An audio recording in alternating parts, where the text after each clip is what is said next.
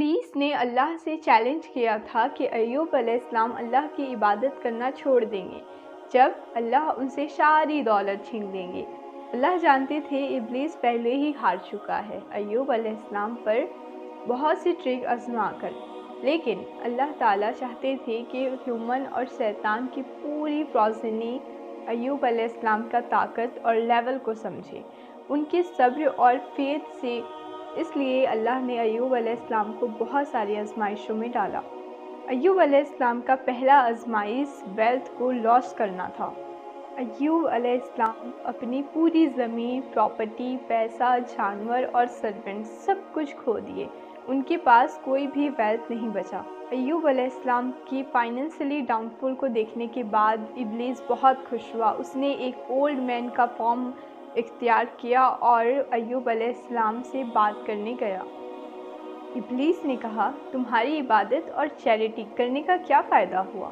اگر تمہارے رب کے پاس سچ میں پاور ہوتا تو وہ تمہاری ویلتھ کو ختم ہونے سے حفاظت کرتے۔ ایوب علیہ السلام نے کہا، اللہ جسے چاہے اسے دے دے اور جسے چاہے اس سے لے لے۔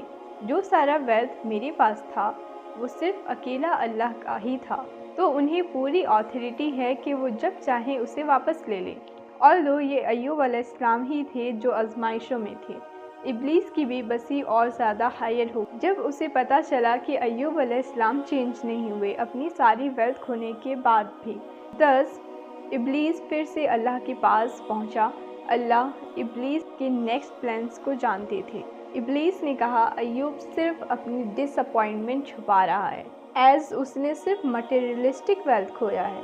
پیرنٹس کا ریئل ویلتھ ان کے چلڈرنس میں ہوتا ہے، انہیں ان کے بچوں سے آزمائیں، وہ پھر کبھی آپ کی عبادت نہیں کرے گا۔ اللہ تعالیٰ جانتے تھے ایوب علیہ السلام ان کی طرف سے کبھی نہیں مڑیں گے، ایون اگر وہ انہیں کڑی سے کڑی آزمائشوں میں کیوں نہ ڈال دیں۔ لیکن اللہ ایک ہسٹری لکھنا چاہتے تھے ایوب علیہ السلام کے فیور میں اور ان کے فیتھ اور پیشنس کے پاور میں۔